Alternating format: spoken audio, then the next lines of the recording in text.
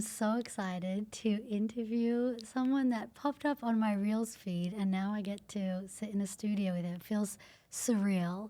I was sitting there scrolling, knowing that there's something bigger. And if you're listening to this episode, you're going to want to tune in because this woman in front of you has grown over 56,000 members now on UBC, a personal branding course, incredible program, and as well has a lot of incredible offers that I get to be a part of. And when I was scrolling and I saw, we were just speaking about this before, I felt something in my body of like, okay, there's something here for me. And so I'm so excited to be able to ask you some of my deep burning questions. And probably if you're watching this, you have similar questions. So okay, let's go. I'm excited. Yeah, for what I know about your journey, I don't know too much, but for what I do know about your journey is you started out, wanting to work for yourself and then got into some digital marketing. And recently you opened UBC with your business partner, Dre. And now you have various business models where you have business partners as well. Yes. You live here in Miami and just moved into your new home, which is so aspirational. I love watching along. So thank you. This is such an honor and a privilege, and it's been an honor to learn with you because it's like those people that you meet that are the same on and offline. A lot of people say they're not the same in person. For me, it was like I met you in person and I was like, wow, okay, I want to work with her. And then got to work with you one-to-one as well, and now in person, and it's a real big privilege. Just thank you so much for your time. Of course, and I'm excited to just pour everything out to help as many people as possible, just create more impact. And it's great to do it with another empowering powerhouse like yourself. So I'm excited. Okay, let's jump into them, because what fascinates me the most and why I was immediately drawn that you've built a community and a course membership experience with over 50,000 members. That is a number that my brain didn't even comprehend. I was like, oh, I want to build my community to like 1,000. Then I see 50,000. I'm like, wait, I'm playing in the wrong arena here. Like, what really stretched? First of all, did you aspire to have something so big, or it kind of grew itself? And then I'll ask some questions about holding energetically like 50,000 plus people. So to answer your question, no, that was not in my vision. I actually came from network marketing. So I was in a couple of network marketing companies before I started UBC. And when we were transitioning from network marketing to this model, which is essentially it's a digital product, it's a program, it's a course. It became more than just a course. It became a movement. It became where it was people's home, essentially. They felt safe there. And when we first were transitioning, it was Dre that wanted to get started with selling digital products. And she started selling somebody else's product. And she was like, come along, like do it, like sell this product with me. And I was like so against it. I was like, no, you're gonna ruin your brand. I was like totally against it and reselling other people's products. And when she didn't listen to me, she went ahead and did it, and then she had a lot of success with it. And then I started seeing it, and I'm like, how are people reselling other people's products? I don't understand. I just know of like I would be reselling my digital product. But then I look back, I'm like, well, I was in network marketing. I'm selling other people's products too, you know? So it came down to like someone truly loving the product is what makes people energetically just go out there and spread the word, you know? And so I'm like, okay, well, I don't really align with this product just because the branding wasn't there, but everything else of the product was amazing. But for me, I didn't want to promote something where I knew it wasn't aligned with the brand, like my branding skills. So I told Dre, I'm like, okay, if I'm going to do this, there's something missing here in this space, which is branding. So let's create our own branding course and let's do the same affiliate model and let's launch it, because I can't sell something that if I don't believe in their branding, I'm not going to promote it myself. So we put and I'm like the branding girl. Like I love branding. I'm all about, like, I get excited with creating new things so that my brand can be better.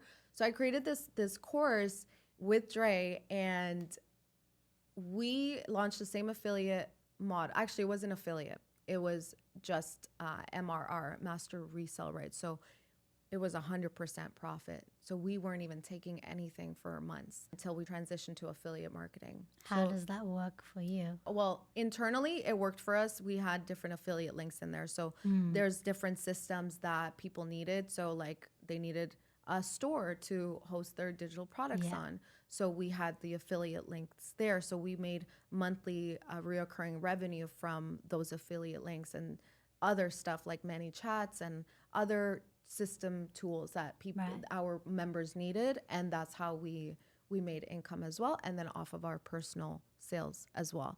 So there were people that were making way more money than the founders of this Wow. course, which was me and Jerry. They were making way more money than us, and I loved it. You know, I feel like back then, if I was like new, I would be like, "Why? No, we need to do." But I felt so much fulfillment in that because for once, like there was people that are literally selling our program and making more money than us. Like it was such a fulfilling moment for us. And then we blew up and went viral like 6 months after that. We had a huge webinar and we had thousands of people on that webinar. We probably had 5,000 people on that webinar.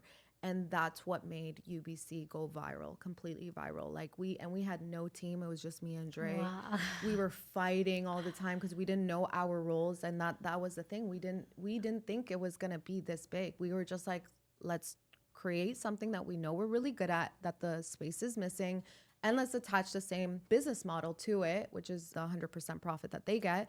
So they purchase the program, they can resell it and get $500. Like we don't Wow. take any cut. And so that's what made it like like something where it's something like they won't think twice about. It's like a no-brainer. They have to be involved. Like this doesn't make sense. It's too good to be true, you know? And we pretty much disrupted other network marketing companies because it's 100% profit. So people were joining and they loved the program on top of that. And that's another thing is if your program is really good, plus Yeah. you have a really good business model, it's a no-brainer. People are going to join no matter what. They're going to spread the word. And so that's what we did on this webinar. We had 5,000 people. As soon as we got off this webinar, it was chaotic. We were burning out. We didn't have anyone. We didn't know our roles. Dre was doing a lot of the work because she's a techie person. I wasn't techie. So we were getting into fights because we didn't know like what our role, what I'm going to do and what she's going to do. And that's when we had to figure out, okay, this is a real business. Yeah. It's launching. We have to take it serious. We have to make it into a real company. So we have to hire people or else this is not going to work. And we got to know our roles.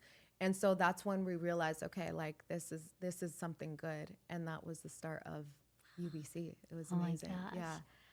I love that story because it can look like the numbers and everything can be fun, but the capacity to hold those numbers, like Yeah. the dynamics and the stress and the chaos. Yeah. We want the so muchness, but this is a lot of what I teach. The bodies don't know how to hold so muchness, so it Yes. goes into let's lower the baseline and the fighting or the arguments or Yes. just. I'm so curious about the 100% because this is Well, we what- changed that model yeah. now. But in So, the beginning, like, in the do you be- feel like if someone were to go into the path of building out the foundation, like building out a lot of people so you can have a lot of people going through the program and testimonials, like, do you feel like that served like a really good stepping stone, or if you would go back? I think that really built the volume because that's where a lot of people struggle, is building such a huge community, right? I don't think we would be able to go at such like the speed that we were going at if it weren't for that business model. But now if I were to tell someone, what would you like, if someone's like, should I do 100% commissions or should I do the affiliate model? I would say do the affiliate model because to run a community the way that we run, it does cost money. Yeah. There is expenses like in keeping the community alive. Yeah. You know, you need admins in there that are answering questions. You need a tech team to answer questions or to solve problems for like websites and the systems. You need to host the community on a platform, right? Which is like, it can be over $100 a month. So it's almost like that's coming out of your own personal sales instead of like if you're doing the, I mean, if you're doing the 100% commission, that's coming out of our own, mine and Dre's own personal sales. So I would say create an affiliate structure so that you can fund that business, like the community, with the commissions you're getting from other people's sales, Yeah. right? So right now our community, they're getting 85% commission, which is still a lot. It's a lot. And then we're taking 15% commission. And that goes back to it, to maintaining the community, growing the community, bringing new advanced ideas to the community. And Yeah. it's helped a lot with to Yeah. continue growing the community. I love that. Oh, Yeah. so good. And something big about like continuing to grow it and people like still being excited about it and all the tech and the behind the scenes that no one really sees. Is there an element of you constantly like doing programs or going lives, or how often is that for you? Yeah, so we are always bringing in new modules, like every couple of months, 3 to 4 months. We're always coming up with we're always like on the lookout of what's working right now, because things Yeah. change all the time. Mhm. I believe every 6 months you have to always stay relevant with what's working, because what worked a year ago in our program no longer works, and we've taken that out and replaced it with what's working right now. So Wow. we're always consistently updating the program every couple of months with new things that are working right now to stay relevant for people to grow. I love Yeah. it. I was like, as soon as I saw the 50,000 members, or I think it was 55 at the time. Now we're at 56,000. Yeah. When I saw it, I'm like, wait, like my number isn't 1,000 anymore. And I immediately changed it to 55,000. See, the ceiling Yeah. went even higher after that. Yeah. And that's why proximity is so important, because you can be around other people that don't have that goal or have never accomplished that, and that was your ceiling, was Yeah. 1,000 people in my community, and then you seen me and you're like, whoa, 56,000 people, like that's possible. And then you're like, okay, I think I can do this too. So Yeah. that proximity is key. Always be around people who have what you want and stay close to the 100%. fire. Yeah. Stay close to the fire. I Yeah. was going to ask this question later on, but I'd love to hear, who is that fire for you, or being around spaces that have these numbers? Because like I Yeah. said, in the coaching world where I am, it's quite different. And so that volume isn't there yet, I would say. I think it's really shifting. But yeah, for you who like, or books or podcasts or things that really keep you, or people that keep you in that fire, and normalize those big numbers, because I'm all about like, let's fast track our way into Yeah. success and normalize things just by Yes. proximity. So I'd love to Yes. hear. Yeah, somebody who I look up to a lot, where he's always consistently like lifting, like the ceiling is going higher and higher, is Alex Hormozy. Yes. So Oh, he actually had an insane launch recently, and he made me realize, like, wow, you can actually make, I think he made like 100 in million. a day or a weekend, yeah. Insane. And then I'm just like, what is he doing? Because that's all built off of, again, like people are invested in whatever he's doing. So that is a form of community building too. He's built, whether it's inside his program, he's also built it on his platform too. So I'm there trying to figure out, like, well, what did he do? How did he connect? How did he make people feel a part of something? Yeah. And he did a lot. He did live streaming for like hours and hours and hours on end. And I'm like, I've never done that before. I'm like, I could do that. He's also donated a huge chunk of like the earnings he made from the book. And he said he'll give these books for free to a bunch of people. And they felt like they were a part of the mission. So yeah, he definitely always inspires me a lot. I love that. He's definitely a volume guy. And Oh yeah. I think, yeah, numbers are fun. And once you reach a certain amount of income, Yes. it's about impact. And you can have the best message and the best intention in the world, Yes. which many people do. But the courage it takes to, I'd love to hear from your perspective, but the courage to do volume, I think, is the courage to commit to one thing. Because if you're a Yes. visionary, if you're a woman, I mean, myself, Yes. you have a million ideas, especially when you're running in Yeah. in one big idea. Yeah. So how do you juggle having so much creativity and also staying power and volume. On one thing. So I believe that, well, UBC grew because we were so tunnel vision. We didn't look left, right on what the next shiny object was. And I feel like we've committed before with other network marketing companies for years. And we were trained to like focus on one thing. And then once you've mastered that, you go on to the other thing, because you're just one person. If you want something to really succeed and you want to master it, you have to put all your energy onto that one thing. You can't just do 5 things and then you're going to be putting 10% here of your energy, 20% here. It's never fully going to blossom because you're not 100% all in with that one thing. So me and Dre, we committed, and we were like, that was like one of our commitments of like, we're going to keep the main thing. And we kept the main thing for 8 months, 9 months. We did not sell anything else. Wow. Some people they did bundlings with, like, they had bundles with their products, other products with their program. We didn't even do that. We're just like, it's just UBC and that's it. We're just focusing on UBC and selling UBC and that's it. And I think that leading by example is also what helped our affiliates mimic the same thing that we were doing and continued with that one vision. So I find that it is sometimes hard, like when you have so many ideas and you're a visionary, you have, oh, maybe I can do this and that and this and that. But you almost have to discipline yourself and have a reality check with yourself and face yourself and like, well, have I really mastered this one thing that I've committed to? Because this life is filled with options. Yeah. There's options everywhere. And it's instant gratification is literally, to me, I call it like a sickness, and because everyone wants the instant gratification. So I knew that wasn't going to be long term if I were to focus on 1,000,001 things. So I'm like, okay, I'm going to do the hard stuff. I'm going to tunnel vision and I'm going to focus on this and master this and commit to this. And I also find other people in this space too, who are big creators in this space, who also have bigger communities than I do, like DWA Rachel. She has over 100K in her community. Wow. And she kept the main thing as well. So it works. So we're just going to keep doing that and until we master it, and then we can go on to the next thing. Yeah. Oh, so good. Yeah. I think, creativity can be sneaky procrastination if it's not directed. If it's not like discipline, like, okay, creativity on the main thing.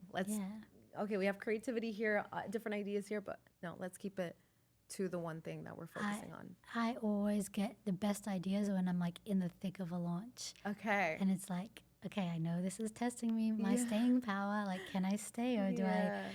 It's also distractions too sometimes. Yeah. Because our brains are wired to just have that instant gratification of like, I just want it right now, want to do it right now. But we have to discipline ourselves and our mindset. Yeah. Big believer. And this is a lot of what you teach around the mindset, which is so much bigger than what to post and the strategy. And this is why I love this. I love this work so much. This is something I personally don't really believe in, but I'd love to hear your opinion on, like, when people say I have visibility blocks or like fear of being seen. And I'd love your perspective, because you grew quite fast. And what's your perspective on when someone says I have a visibility block or wound or fear of being seen? That all can be cured with a perspective shift that's going to serve you in growing, right? So I used to be actually so scared of being seen. Like, I was so scared of visibility and putting myself out there, because I would put my validation in other people. Like, I would want to make sure that, like, okay, are they, like, I hope they like this, or if they don't, I'm giving myself a hard time. So my validation came from external factors, like from other people. And I really had to mature in that and realize and change the perspective. And the perspective was, instead of saying like, okay, what are people going to think of me? I changed it to, if I don't show up because of my insecurities, that could have been like, I could have impacted someone Yeah. who needed it, right? What if the person that needed to see what I was supposed to post today doesn't see it, and it was because of my insecurities of like, oh, I'm just stuttering too much, or like I don't look good today, or like, the flaws or Yeah. whatever it is. So I always overcome it with that perspective. So having the impact being greater than being seen, Yes. it was always, before it was like, okay, I need to make sure I'm seen. Now it's not, that's not the mindset. The mindset is service. So serving people, how can I be of service to somebody that I can, put somebody's in darkness right now, they're in the hole, and they're like, some people I've had messages where they were suicidal, and they're like, I needed to. So that is always like in the front of my mindset of like, Wow. when I'm like in a visibility block and I'm like not wanting to show up, I'm like, no, I need to show up for the person that is literally in darkness right now, and this might be the last chance, Yeah. and that always pulls me out, and I'm always showing up no matter Wow. what. Yeah. I think this puts it so clearly, caring more about someone else than caring about yourself. Yes. Yeah. And visibility blocks or all these resistance is just, it's our ego being a bit selfish. And Yes. so I love this conversation I because love it can stir some people up with like, no, but I have this trauma, but I have this. It's like, it's not it's about not you. an excuse. Yeah. That's what it is. And I had to tell myself, it's so becoming visible online taught me that it just exposes and faces the reality of who you are. Like it just brings all the insecurities in the surface. Yeah. And then you have to realize, well, in order to overcome that, you got to get over yourself, because it's not about you. Yeah. You're here to serve and help. And people really have to connect with that. And that's why a lot of people, they don't know, because I say that all the time and people have heard that before, and it's like, oh, so cliche, like impact and serve other people and help other people. Okay, they want to hear more, but it's like, no, you need to dig deep and really know and be passionate about helping people, because there's people that don't understand that concept of like, Yeah. oh, I just have to serve people first and then the income will come. But because they're so focused on external fact, the counterfeit, these are the counterfeits in life that I talk about. There's real impact, and then there's counterfeit impact, which is like all catered to the ego, but we can talk all about that on another topic. But yeah, it like, makes me so excited. yeah, This yeah, is like, yeah, this is the real stuff you can ask, like the strategy and the Yeah. pathway, like what made you go viral. It's like, if you care more about someone else, yes, you get out of your own way every time. You're going to do the Exactly. thing that scares you the most and make it not about you. Mm-hmm. And it makes me laugh because you can go to Peru and do medicine ceremonies and say, I want to heal the world.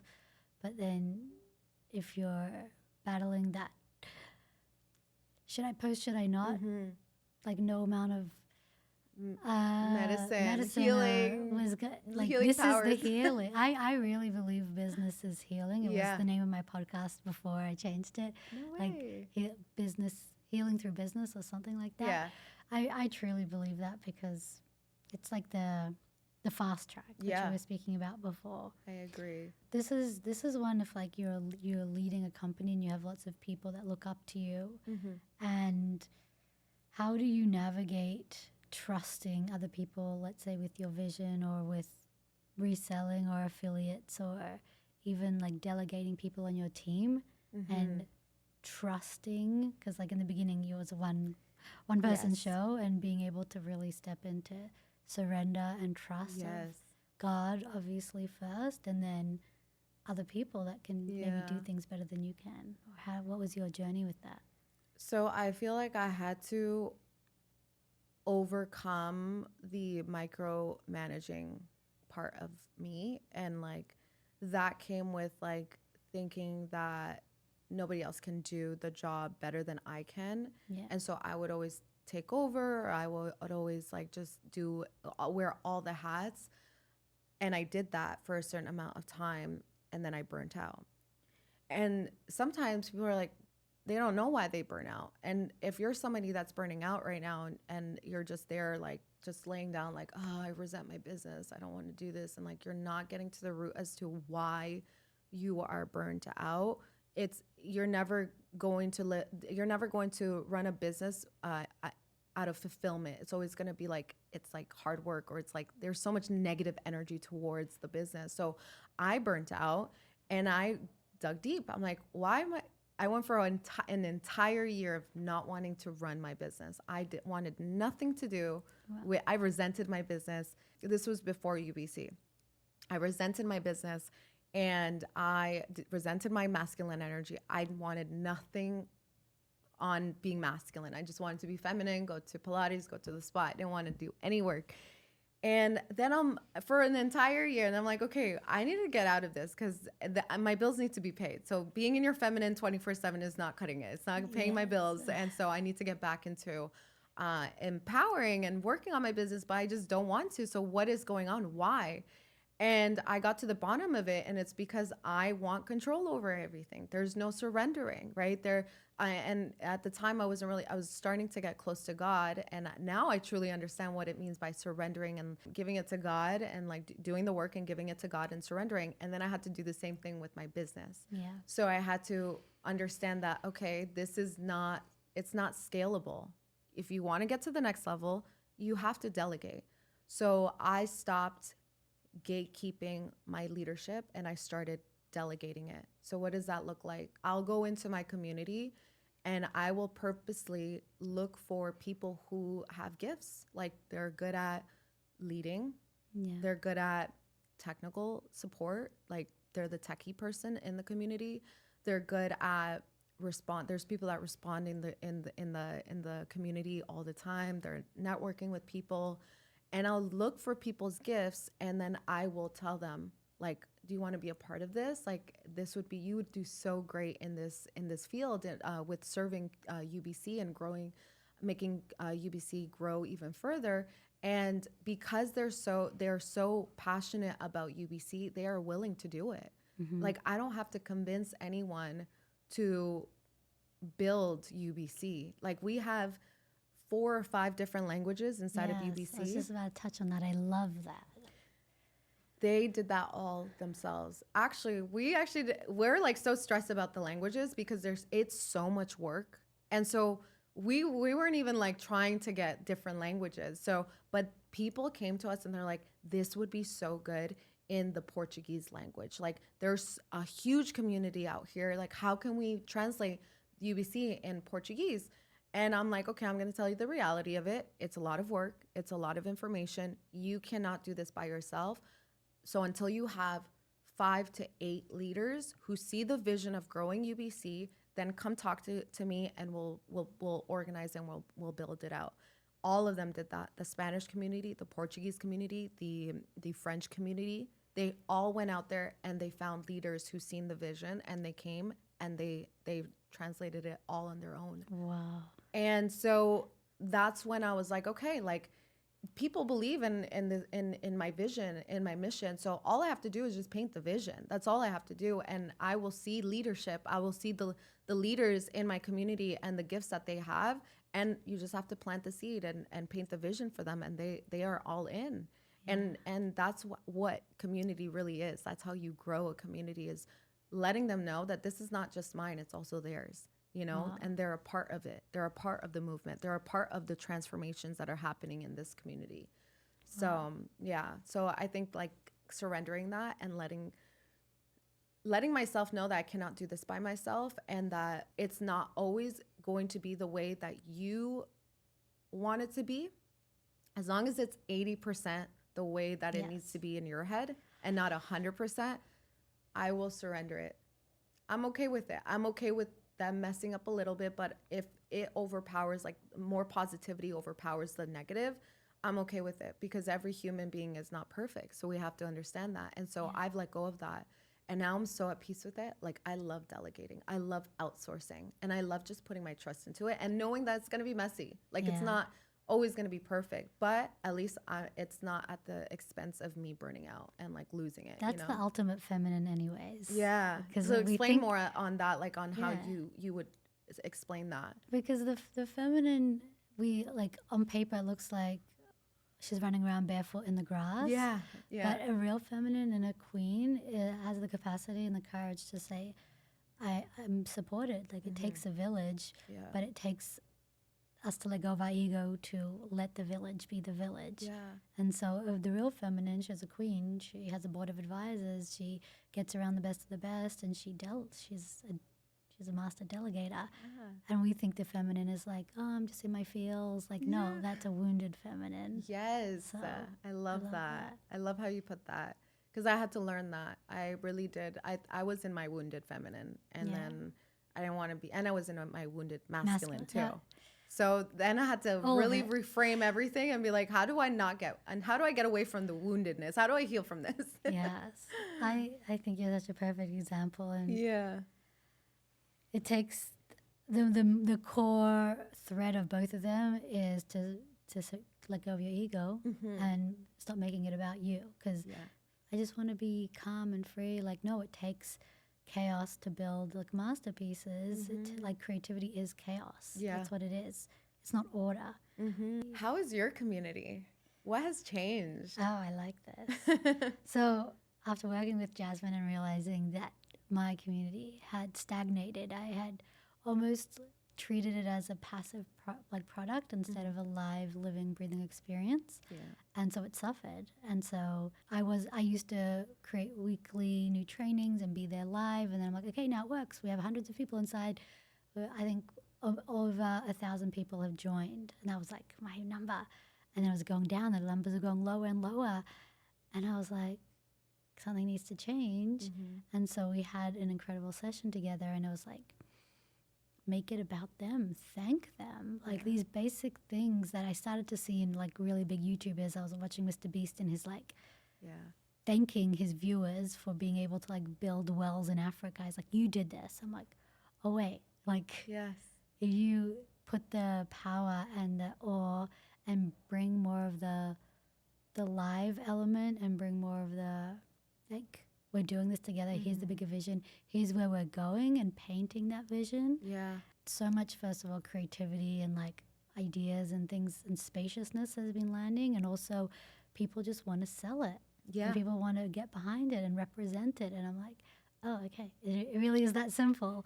So it's really just these little things that make such a huge difference is what I've learned with building engaged communities is it's not about, oh, you can tell somebody 100% commission. That's like the best of the best that you're going to get. Like you don't have to build the program. It's already done for you. You just got to sell it and you're going to get 100% commission. It wasn't even about that. It was literally that of like thanking them. It's recognition. If people are not making money, you have to go all in with the recognition and appreciation of them and what they're doing for the community and letting them know that they have a purpose here inside of this community. And I feel like what helped me build that community was always painting the vision. I'm always painting the vision. I'm like the visionary that Dre always calls me, the visionary of like, okay, you're going to paint the vision. You're going to let them know what the plan is. And then also reminding them of our core values inside of the community because everyone has values that they run with in their life. That's what makes them them. So we would always talk about the core values inside of the community, and we would attract people who aligned with those values, or they would see those values and be like, yes, I want to have those values a part of my life. And so a part of the values in our community is part of it is integrity in income, right? So some people in their programs will just say like, just sell this program. Like, and they won't even say like, do you even believe in this program? I literally tell all my affiliates, you're not making sales. Well, ask yourself, do you actually believe that this program can transform people's lives, that it can transform your life? And if it's a no, then you got to see how you can believe in that, right? If you don't believe in the program, you won't be able to sell it and be successful at it. So if you don't trust it or if you don't believe in the program, it's not going to work. So don't resell the program. I always tell people, why you don't resell UBC if you don't believe in it. So integrity is a huge thing. Integrity in income. I never tell people, oh, just sell it. I get clear on like, do you actually believe this? And if they don't, then don't sell it, you know? And then another one is collaboration. Collaboration is huge.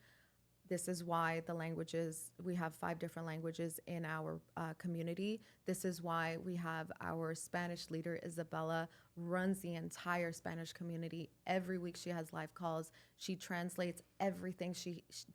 This community is so Wow. engaged, and I have nothing to do. Like, I don't have a part of it. I obviously tell her, like, okay, this is what we're doing next. This is the vision. And then she goes out there and she implements it.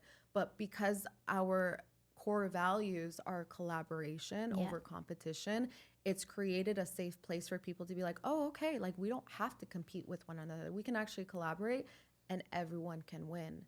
Another love one that. is transformation and transparency. So transformation is huge. We always tell people inside the program, like, everyone is helping one another and focusing on their transformation instead of it just being information, because information is out there, it's free, unlimited, yeah. it's unlimited. So we're talking about, okay, we want to help everyone inside. Let's help with their transformation if you can in some way. Transparency is another one that comes from the leaders. So it comes from us, where we will share our wins, but we'll also share our lessons. And I found that when I stopped being insecure about, like, the failures that I was having and not making it public, and I was like, okay, let me share this publicly and let them know how I learned from this.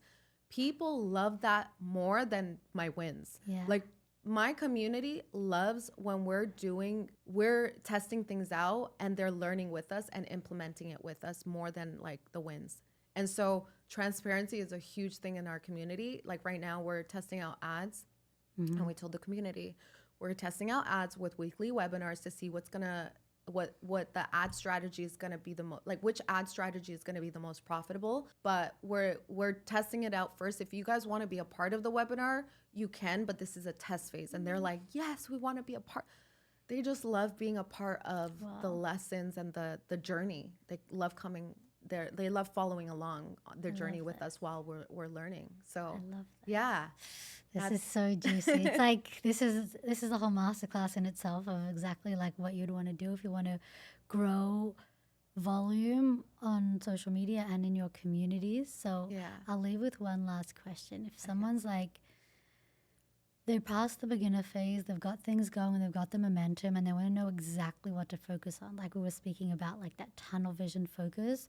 They want to focus on volume when it comes to visibility and it comes to community. Okay. Where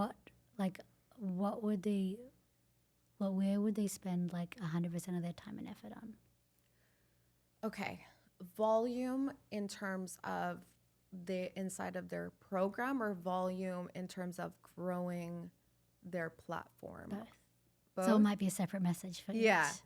Okay. So if it were somebody who is growing their platform on social media and they want volume, they want followers, they want to go viral, they want to start impacting so many people, I would focus on that. I would not be selling anything for 3 months, and I will just impact, create so much value content, perspective shifts, like what has helped that. Also, they have to know, like, they have to be a little bit knowledgeable and have some wisdom on something that they can teach someone that will transform their lives. Yeah. But once they have that, you take that and you create 100 pieces of content of like more than 100, like just hundreds of different angles on that same messaging of like how you've transformed people's lives. And just value. Do not sell anything. I know there's a shiny object on social media. These people are making this much money and this much money and this much money, but you don't know how much they have poured into their audience and warmed up their audience to get to that income. My immediate reaction, I can feel like my body like, oh, how can I not sell? I sell every single day. Yeah. But what comes up for me is like, do you want to be right or do you want to be rich? Yeah. I love that, because it's like, okay, well, I can be right and like, but I have to sell every day, or I can like, this is why we do proximity. It's like, what's 3 months out of my life? Yeah. And I just go all in and I try it on, and then I like that. And I'm like that too, because I sell all the time. So when I feel like my audience is like literally exhausted with me selling, I will just do more value content and then I'll come back. So you'll see, if you are intentional with my stories, I won't sell anything for like a week, and I'm just nurturing and nurturing and pouring and pouring and helping them and shifting their perspective.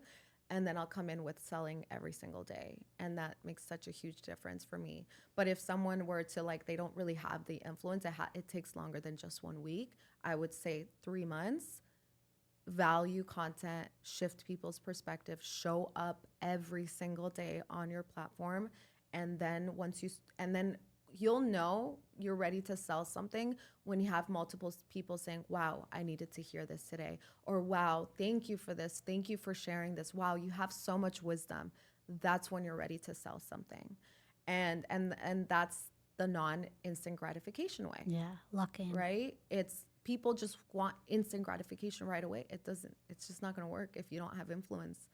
And then the other way with community, if you want to build an engaged community, like how we have it, like right now, we're not as involved as how we were when we first started our community, because there's so many leaders in there who love UBC that they're pouring into one another. It's like a real community. People love going in there and feeling safe.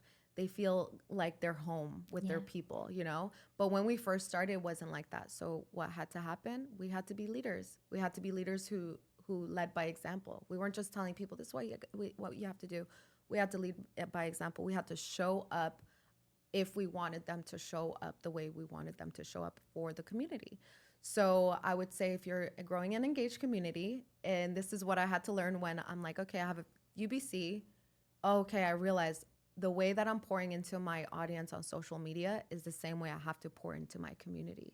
So I have to do that for a couple of months until I have leverage, until I have momentum in that community. But until then, I have to be in there every single day. I got to be painting the vision. I got to be challenging them. I got to create mini challenges. I got to do giveaways. I got to do Q&A calls. I have to do mindset calls. I have to do identity, like work with people and like really get them to connect with themselves and have like crying sessions on calls to build that connection. I had to pour into my audience, into my community every single day for probably a year. It was like UBC was my baby.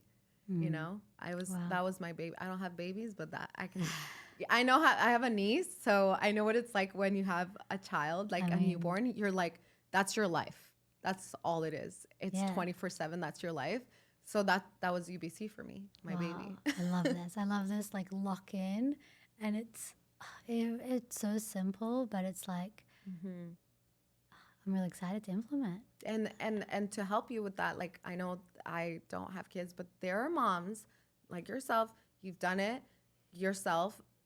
So I would say delegate. You know, you probably delegate tasks to be able to pour into your community.